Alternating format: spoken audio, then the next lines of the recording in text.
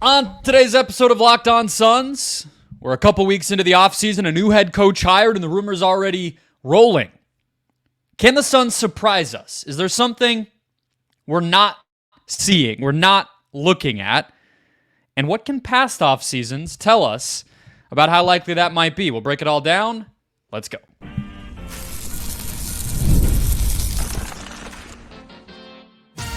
You are Locked On Suns, your daily Phoenix Suns podcast, part of the Locked On Podcast Network, your team every day. We are back. This is Locked On Phoenix Suns. We are part of the Locked On Podcast Network, and I'm your host, Brendon Kleen, a credentialed media member covering the Suns for the past 7 seasons, and the host of the Just Basketball Show, wherever you get your podcasts. Thank you for making Locked On Suns your first listen to kick off your week. Welcome back to the show. If you have not already, hit follow or subscribe wherever you're getting us. We're free and available on all podcast platforms, including YouTube. Just hit that button below. Get an episode in your feed every single Monday through Friday. Become an everydayer and get locked onto the Phoenix Suns all off-season long.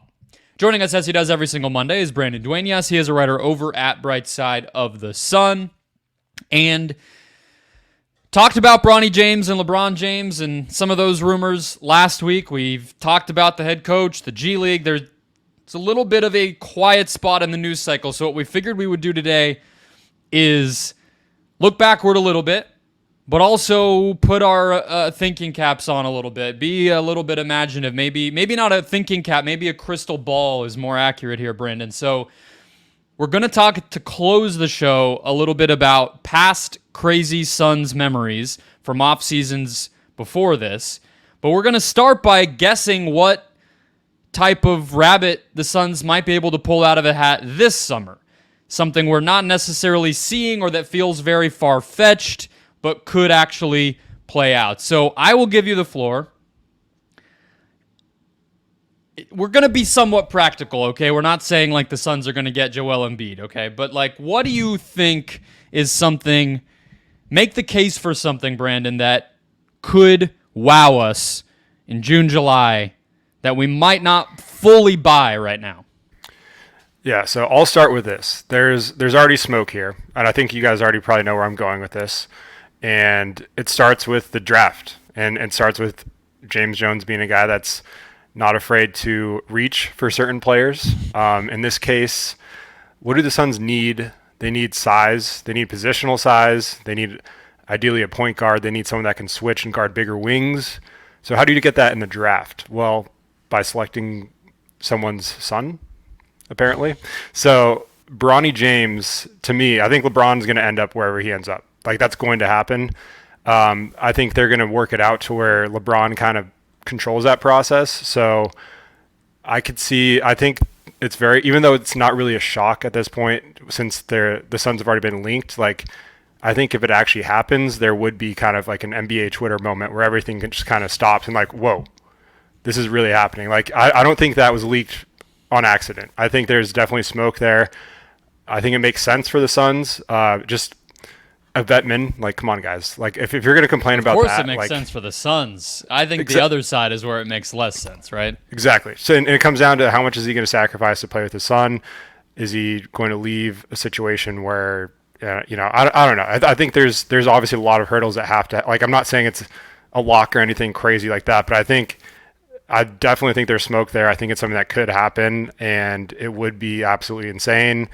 And look, that's how you kill two birds with one stone. And Bronny is a prospect. You could say whatever you want, but if that's what it ends up resulting in, I think it's a no-brainer. But that whole process is gonna be very interesting to follow. Like, there's never been anything like it really in the sport. So I think we're in a unique moment where it's like the Suns could be a part of that, or whoever. Like, it doesn't necessarily have to be the Suns. LeBron, there could be a team that genuinely likes LeBron and goes to him and says, hey, we really want to draft your son, and if you want to join us, like, feel free to stop by, and we'll make some room for you. Yeah, I didn't mean to cut you off on like the Suns part of it, because there are people who seem to be skeptical. I don't understand. What do they want? Like DeLon Wright instead of LeBron? Like, come on. I like DeLon Wright, but like on a vet min, like, just stop. And I get if you don't like LeBron. He's an All-NBA player this year. Yeah. Like, the guy put up multiple incredible performances in the first round against Denver. He was healthy. I saw people being like, well, that's not a point guard. Yes, it is. It is a point guard. So I don't get it. If you have any chance to get LeBron James over the other options, which I'll remind you, like the best names I've said, starting to break all of this down on this show are like Chris Dunn in free agency, Peyton Pritchard in a trade, maybe like Jordan Clarkson in a trade. These are and you know what's funny? LeBron James. Sorry to cut you off, but you know what's funny is there's probably a parallel to the people that are complaining about those names and the people that will complain about LeBron. Like, make up your mind, pick a side. Well, and I've seen people be like, this is also something I don't understand. And look, to reinforce what Brandon's saying, the Suns side I think is a no-brainer. This guy's would not just have to be giving up the difference in his max salary this season versus a minimum. Logically, on the table for him this summer would be a multi-year deal. So he's giving up maybe a 1+1 type of offer or something, which is closer to $100+ million to get 3-4 from the Suns. So, like, that's what I said on Friday. That is still the biggest hurdle. But I guess let me just put it back to you. How is it 1%, 2%? How much are you actually buying into this? Just like in terms of the Suns being a viable, realistic option? If I just asked you right now, what are the odds that it happens? I'd put it at a solid 10%. Like I feel like it's something that could absolutely happen. And it really just comes down to the Lakers have a pick too. They pass on him. The Suns, if they're going to trade theirs anyways and try to get an upgrade, why not? Like, it makes sense. Like, basketball wise, and look, LeBron's going to be fine financially. Like, he could take if anyone's going to take a pay cut like that, it's a guy that has the endorsements and the control and all that. Like, when family's involved, I feel like that's when logic kind of goes out the window a little bit. So that's why I think it's a little more likely than people think. I might even go higher on that just depending on if the Lakers didn't have a pick before the Suns, I would probably put that a little bit higher. But yeah, I think there's definitely a world in which this happens. Yeah, I don't know. I still question how much they want the unification of those two to happen. And I do feel bad for Bronny because he's at first, LeBron does that Sports Illustrated cover and everything, and it's like, absolutely for sure this is happening. I might even want to play with my younger son, Bryce, and this is what I'm focused on. I want to win. I want to get the points record because he hadn't done that yet and all this stuff, but I want to do this. This is what's most important. Then as Bronny got closer to actually being in the draft, then they kind of backed off that. But now that the draft process is actually playing out, it sort of feels like it's out there again. So I feel bad that his home in the NBA, his development, his this and that is all going to be anchored to his dad, because what his dad wants and the cities his dad would consider playing for, that's not necessarily a place that's going to be best for his career. And I know you mentioned some of the positives of him. Bronny's not contributing next year, and he may never contribute. If we're just being reasonable, I don't think he's as bad of a prospect as some people make him out to be. I don't think he's as good of a prospect as some people make him out to be. But if we just consider him like any other second-round prospect, forget the genes, forget the resources and money he'll be able to have to dedicate to getting better once he becomes a pro, we would be treating it as a coin flip, if that. So he does need to land somewhere that's right for him, and I feel bad there. I also just don't know, because of all of that, if LeBron actually will follow through with, even if the Suns were to take him at 22, I'm sure, like you said, there'd be a big, huge Twitter moment, but I don't know. Is that a surefire domino that leads to LeBron coming? Or does he actually kind of hold true to what he's been saying more lately, which is like he's his own man? And like he even said, I don't know if you listened to the JJ Redick, the Mind the Game episode this week, Brandon, but he was talking about like he doesn't even interfere with like how he crafts and morphs his style as a player. He was like, oh, the comps he gave at the combine, like I didn't even put those in his head. I really let him do his thing. So I don't know. I'm not, I guess, sold on the fact that those two things will go hand in hand, even if the Lakers were to take him, frankly. I mean, Bronny was he wasn't born. He was raised in LA, so that's also home for him. Maybe he just ends up a Laker and LeBron goes somewhere else. Like, I think anything's on the table. I'd be shocked if that happened, to be honest. Really? If the Lakers I think they will. I mean, there's obviously exceptions to it. Like you said, LeBron is backing off, and I think that's part of like what you said earlier. Is just like he doesn't want to be kind of. I mean, he's always going to be in that shadow, no matter what. That just comes with the territory. Yeah. But he doesn't want to add to that. So I think he's done a good job of like not doing that. But like you said, with the draft process, it's going to happen naturally. It doesn't matter if LeBron never made those quotes or not. Like it's going either way. It was going to happen. Like he's not LeVar Ball or anything crazy. Like, but what I do think is Bronny's worth taking a swing. Like even if it doesn't pan out for the pick, like where the Suns are picking in this type of draft too. Like, look, he already played he played a game in Tempe earlier this year, right? So they got a new G League team. So Mullet Arena. So I mean, there's it could happen that they have a new G League team. They're trying to sell tickets, and develop a player at the same time. Where I think you have a perfect opportunity for him to develop while also a team that wants to spend and it's close. Like I just feel like there's a lot of things that line up with this. If it does become a reality, like it's a good situation for him and LeBron.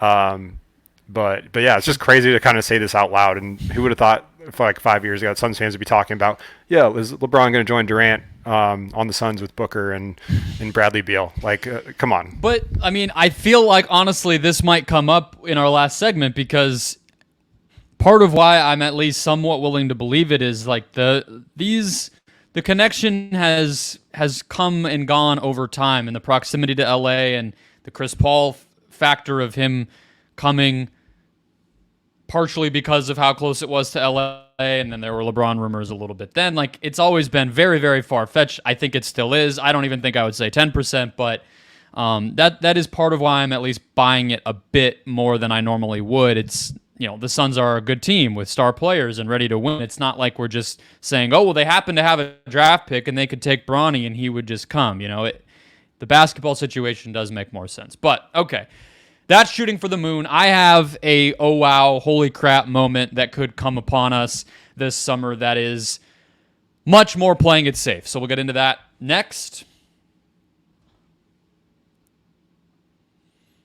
First, today's show brought to you by eBay Motors, my favorite place to shop for any car part that I need, because passion, drive, and patience are the formula for winning championships. They're also what keep your ride or die alive. eBay Motors has everything you need to maintain your vehicle and level it up to peak performance. Superchargers, roof racks, exhaust kits, headlights. I'll tell you a couple more. Interior sun flap for the driver's side to protect my eyes. Bought that at eBay Motors. Bought a wheel cover on the... two now because they keep falling off. Thank you to the place I bought my car. Whether you're into speed, power, or style, eBay Motors has you covered. Over 122 million parts for your number one ride or die. And with eBay's Guaranteed Fit, your part is guaranteed to fit your ride every time or your money back. Because with eBay Motors, you're burning rubber, not cash. With all the parts you need at the prices you want, it's easy to make your car the MVP and bring home huge wins. Keep your ride or die alive at ebaymotors.com. Eligible items only. Exclusions apply. eBay Guaranteed Fit only available to U.S. customers. All right, let's keep the show rolling here. I have mine for you, Brandon, a holy crap moment that could come up this summer for Suns, and it's something that my wheels started turning with when Bobby Marks was on PHNX's show, and a lot of their questions, and I think some things fans are starting to think about, centered on the possibility of actually getting under the second apron. Now, that would basically require that the Suns would dump Nurkic using a pick. Instead of attaching a pick to Nurkic to get a player, it would be attaching a pick to Nurkic to just basically have another team eat his entire salary. So, I have a few names that could be, but generally speaking, the idea here would be you get under that second apron, you open up some more cap flexibility than you have right now. Not just for this season, but in the future. You maybe open those doors to then get players still, but not be so under the gun, and kind of reset. Obviously, with the big three, if you're keeping them, you're not ever going to take a step back. But part of why it's a little far-fetched, I'm not fully sold on it, but I think it would be really impressive, and another sort of like wow moment is it could do a lot of things at one time and maybe still come out of all of it with some role players, some additions to the rotation that maybe they don't have right now. So that's I'm not smart enough to know exactly how it looks. We can talk through some of those options, but what do you think of the possibility in general of pulling that off? I like where you're going with it for a few reasons. Just the flexibility standpoint. Like, obviously, if it does happen, everyone's going to kind of point to like, oh, they're being cheap or whatever. Like, Ishbia's not, he's backing down from the second apron, when it would quite frankly probably end up being the opposite in terms of their quote unquote wasting an asset or two, depending on what they have to give up to dump him in order to aggregate salaries and trades and do these creative things. I think that could boost the roster and kind of spread the love a little bit. So to me, it's really about the follow-ups if you do that. And like, what does that look like? And honestly, like the number 1 and 2, both of our things, if those two things happen at the same time, that's like that opens even more avenues. Like those aren't just like one or the other. Like that could be there could be a lot that goes on working backwards, like you said, because everyone kind of tries to think, what are they going to add, or like how are they going to do this one for one, or like I think working backwards and then spreading just like that salary is like a very creative way to go about it. So I like where your head's at. Okay, so here are the teams that have cap space, which you would need in order to pull this off, right? Because the team taking Nurkic in would need to have space to absorb his contract without sending you, the Suns, basically equivalent money, and then you're not under the apron anyway. So the teams that have cap space at all, the Pistons, the Sixers, who I'm not going to include here, the Jazz, the Thunder, who I'm also not really going to include, Orlando, who I don't think makes a ton of sense given that they have 3 or 4 playable centers. There might be other types of moves you could do to get one of those centers, but I don't think they're just going to take Nurkic and not really give you anything, because then they just have another one. And then the Spurs and the Hornets. So I don't know about Detroit. The idea is you're basically wanting to take back a minimum player from that team, or as close to it as you possibly can. Detroit has not a lot of those guys, really. Marcus Sasser would be an option, who I think would be interesting. And then similar, Charlotte was the other one that really jumped out to me. And they could maybe send you Trey Mann, who was on the Thunder. So those are both kind of like scoring guards. Maybe they play for the Suns, maybe they don't. It kind of is not really the point of all of this. But then the difference here is with the first apron, the only limitations for the first apron under the luxury tax in the new CBA are no sign-in trades, that thing where you can't sign a buyout guy who makes more than the mid-level, which is not really that big of a deal. And then salary matching, it's within 110%. So basically the rules the Suns had this past season. So not the exact 100% that they're under now, or the 125 that most teams are under, but it's kind of splitting the difference. But that's not much restriction if you compare it to where they are now, where they don't have their taxpayer mid-level, which is a $5 million thing. None of the trade exception, cash in trades, all that nonsense is not involved if you're just in the first apron. But the biggest one is that taxpayer mid-level, Brandon, because then you could basically kill another bird with the same stone, I guess. Very violent metaphor there, but basically then you could outbid a different team for one of the guys we've already maybe been talking about in that minimum range, but now you have $5 million to offer them instead of just 2 or 3, and maybe you can be the team to, maybe it's still some of those same guys, but you for sure get them instead of just sort of crossing your fingers. So like you mentioned earlier, like a DeLon Wright or a Chris Dunn, or maybe you can even reach a little higher, some of the guys we thought were out of the Suns price range, and go get them. Now you're able to be more flexible with the trades you do make. If you still want to trade Nasir Little or sign and trade Royce O'Neal or do any of that, or you get a free agent, and then going into the season you still have that flexibility. And I think if you can get it done with just one first round pick instead of having to attach both, you're kind of opening up a lot for yourself. Now, you have to be pretty confident of that, because the flip side is, what if you dump Nurkic? You don't really get a big difference maker, and then you lose Nurkic, who, even though we're all sort of hot and cold on him and he's frustrating, like, he's a good player. You don't want to just get rid of that for nothing.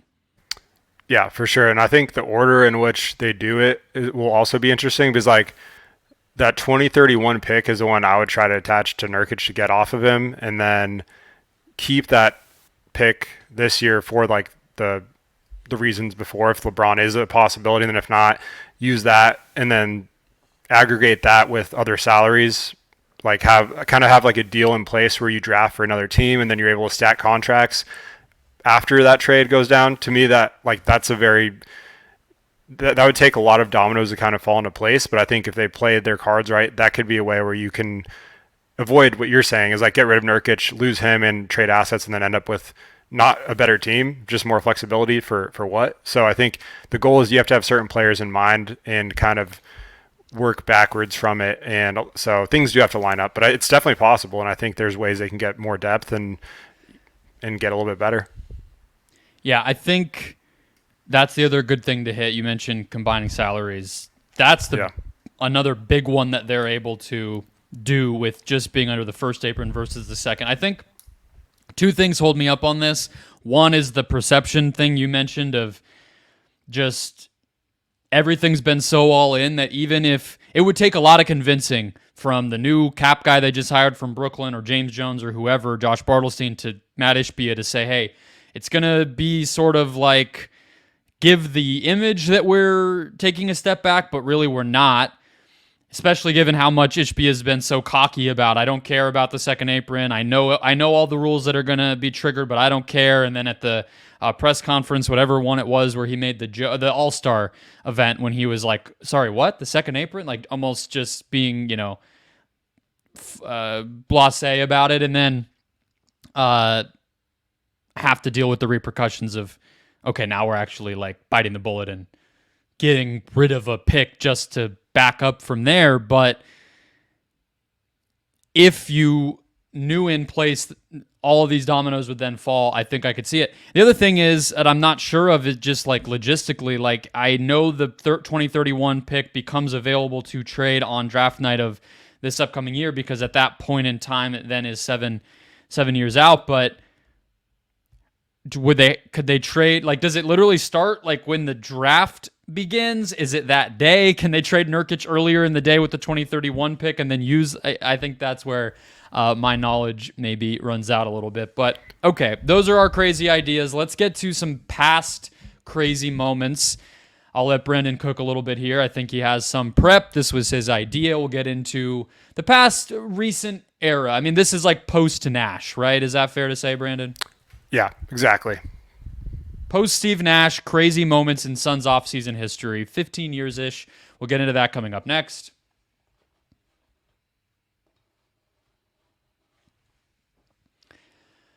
All right, back here. Let's close out the show with recent holy crap Suns offseason moments.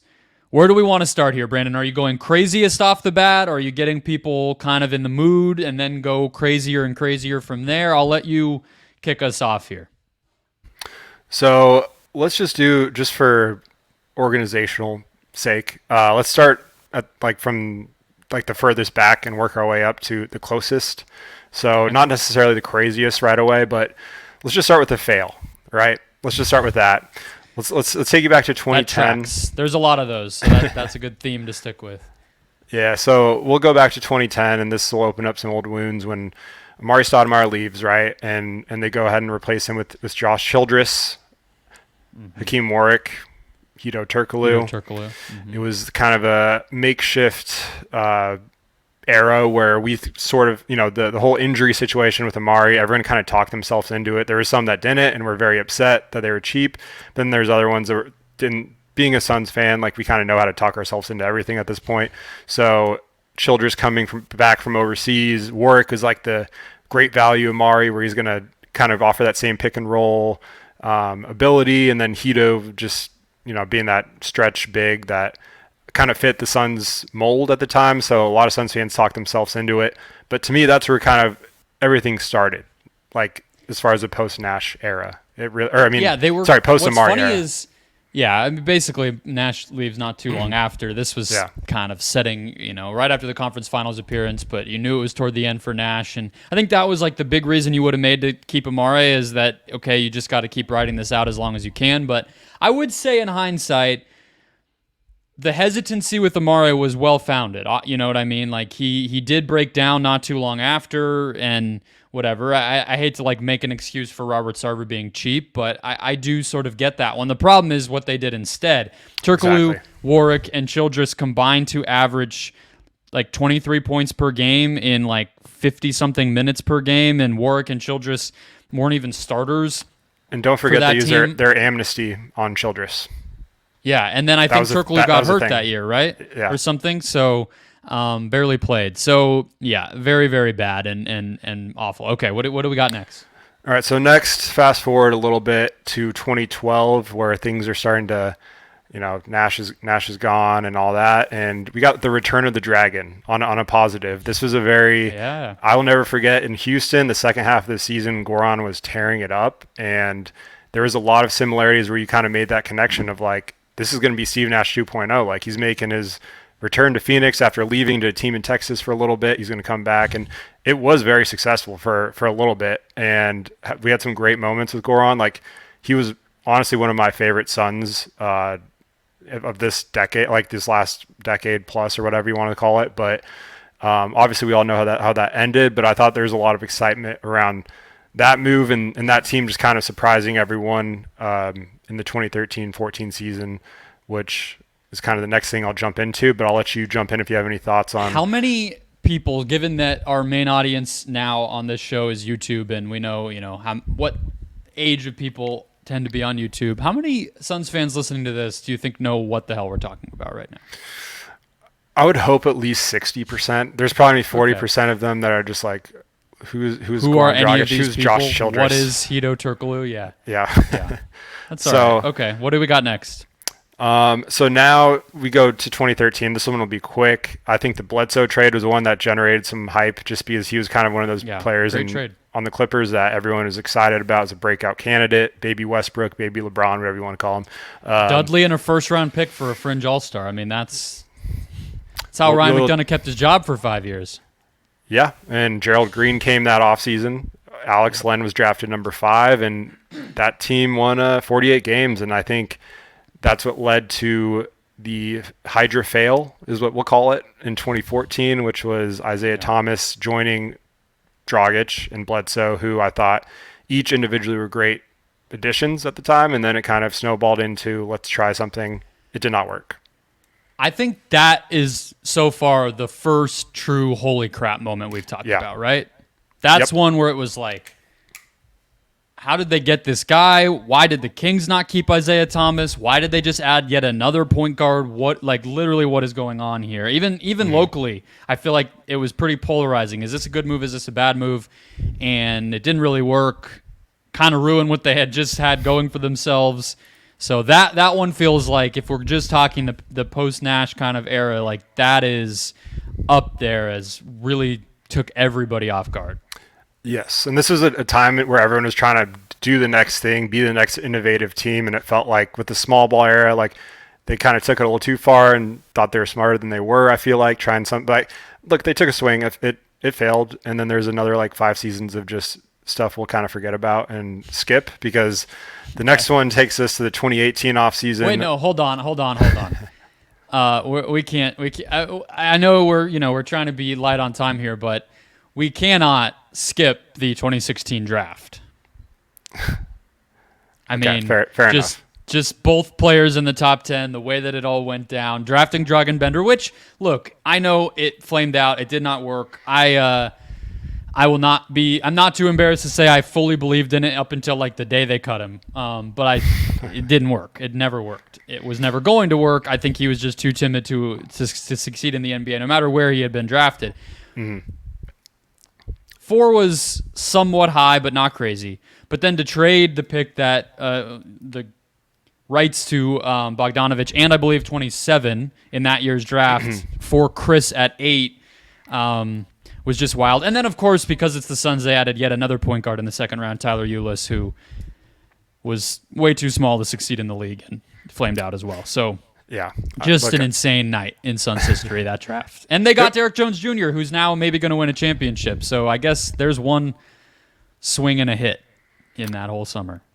Yeah, I opened up a lot of wounds already, so I was trying to skip through that. But you know what? I was a believer in Bender too, and I think the timing and everything was crazy. Like, it was the offseason after Porzingis was drafted and had that same reaction from Knicks fans where like Tingus Pingus happened. And so I think a lot of Suns fans talked themselves into it. Not even comparing those two players, but just it felt like that was a counter to the 3-point guards. Like, let's draft 2 bigs that are versatile and can do a lot of stuff. And they unfortunately did not. Just way too raw. Way too raw and not a time in history where they could afford with bad coaching hires and a young GM and not a lot of investment into the franchise. It's like maybe there's some world where those guys developed. I kind of doubt it, but even then, it definitely was not going to be happening here. So, all right, What do you got next? 2018, you said.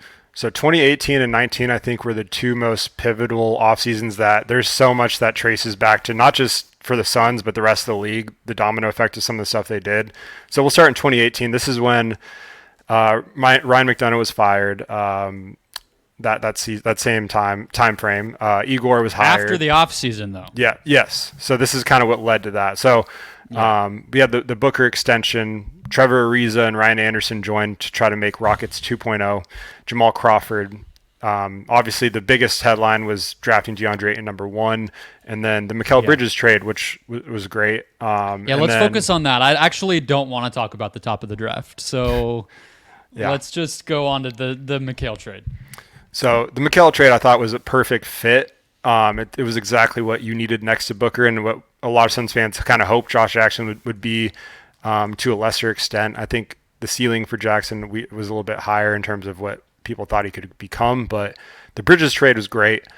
And I'll just kind of skip through this because we got a couple more off seasons to go. So overall, a lot happened. I have one in 2017, which is Tyson Chandler coming here.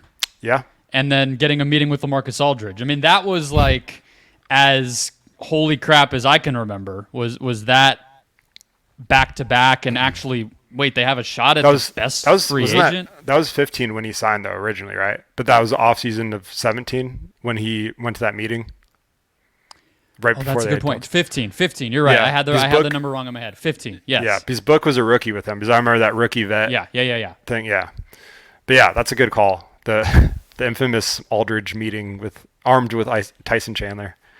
And then weren't there like what was the summer where the Carmelo and LeBron rumors popped up that they 13. were That was 13, I 13. believe. Yeah. Okay. I wanted to make sure we're missing we're not missing the almosts along the way either. Those were also just when those Woj bombs hit was a moment in and of itself. Okay. What else are we doing? Where are we going next? All right, so the next offseason, this is, I think, outside of the Ayton stuff, like this is one of the most influential offseasons of Suns franchise history because of what it led to. And it starts with signing Ricky Rubio. I think his leadership and what he did and setting the tone with Oubre getting extended as well after his stay.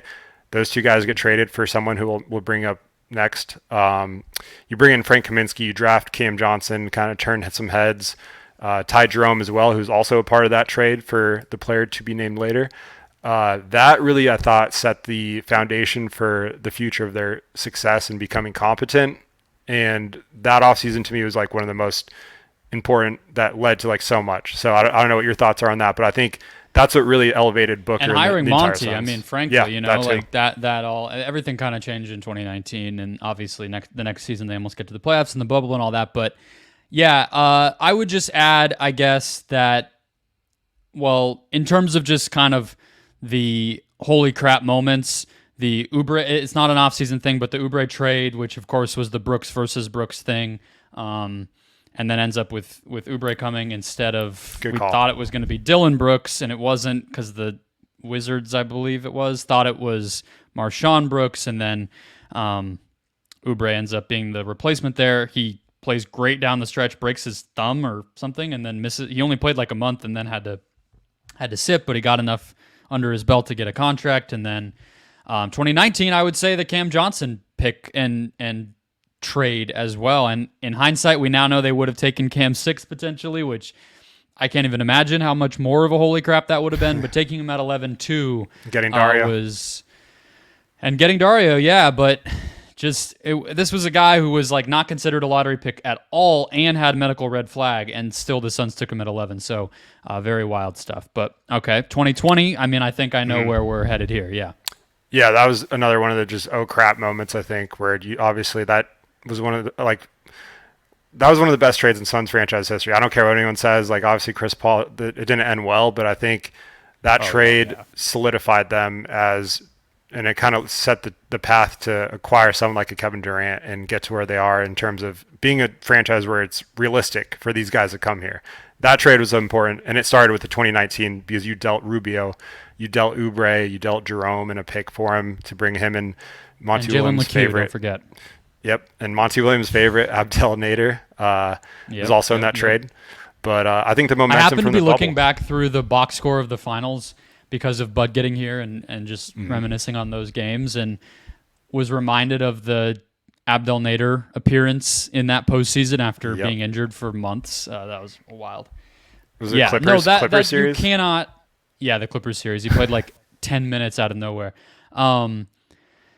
You cannot overstate. I mean, I think in terms of oh crap and surprise and everything else, those 2 summers back to back and the McHale trade are why James Jones still has his job, if we're being honest with each other. Yeah, for sure. I don't think he's done a lot since to earn it. I think he is somewhat benefiting, resting on his laurels in terms of this exact type of thing that a GM has to do to have longevity in the NBA, which is kind of make something out of nothing and do things to improve the roster that are risky and, a little bit cross your fingers and hope it works types of things. And these 2 summers, he really, really did that. Less so since, where the 2 biggest moves he's made were kind of orchestrated as a group and less of the craziness. So I think he did a great job. You can't take that away from him. We got to see more of that this summer. Yeah, absolutely. So then obviously you kind of know what happens from there. The next few years, the finals run, making some small adjustments, sticking with continuity, all that. And then Kevin Durant happens. That's not an offseason move, but that was obviously I think the biggest oh crap moment of Suns franchise history outside of maybe Barkley. The late June Kevin Durant is interested in going to the Phoenix Suns tweet from Chris Haynes is the single most holy crap moment in the history of the Suns. So yeah, even though it didn't happen that summer and it took 7 months or whatever, it has to be on there. Yeah. Yeah, for sure. And then we will fast forward to last offseason, where I call it the fool's gold summer, where if you go back and just look up 2023 offseason reviews about the Suns, you have places like The Ringer calling the Suns the offseason winners. You have, different writers from Sports Illustrated, ESPN, whatever outlet you look up, the Suns were listed as the winners of the offseason in so many different places. So that's why it's important not to get too high or low based off offseason report cards. But I will even go back a little bit prior to that and go into offseason previews when we were talking about can they trade Chris Paul for Terry Rozier, or can they maybe get Fred VanVleet in a sign and trade or whatever, and then they pull a rabbit out of the hat and get Beal. I think getting Beal, even though there were fit concerns and it didn't go great and the health factor was a question mark and all the stuff, just pulling that off was one of the more unexpected things I can remember that we've gone through on this list. And I guess one more year to determine if it worked. And if not, I don't think he'll be on the team after this. But just from a front office, from a big picture offseason standpoint, like, that was wild. I was so wrong. That's like probably the biggest thing I've gotten wrong doing this show, is I was like laughing. There's no way they're getting him. That's not going to happen. And then Yeah. here he is. It sounds like someone we talked about at the beginning of the show. Everyone, not just you, yeah. No, but that's literally what I said on the Friday episode. And I saw people in the comments being like, this is such a stupid thing to do a show. You're doing clickbait, whatever. And I'm like, okay, obviously it's a rumor. I'm not trying to tell you I know it's going to happen. But one, it came from credible people. I agree it doesn't get leaked unless there's some sort of smoke there. But the other thing is I literally said that. I'm like, I said the Beal move was impractical, impossible, not even a figment of anybody's imagination, and then it happened. So I'm not going to sit here and act like superstars and ownership of different teams getting together to hash something out. It happens. So I'm going to keep treating it somewhat realistically, but still probably not going to say 10% like you did. Yeah, and just another thing. So the Olympics take place this summer, and who's going to be teammates there again? All three. Interesting. Not Beal. Oh, well. Yeah. Interesting. We'll see. We'll see what happens. Big four, I guess. All right. That'll wrap us up for the day. Hopefully you enjoyed that trip down memory lane. Maybe some of you learned a little something about the team you root for. Who knows? We'll be back tomorrow. I'm going to do my best case scenario Suns off season this week. Maybe for Tuesday. I'm not fully decided if I'll have time to do an episode on the holiday. We'll see. Hit follow or subscribe. Get the best case scenario off season episode and much more throughout the week and months ahead. Enjoy your Memorial Day, and I will catch you guys next time.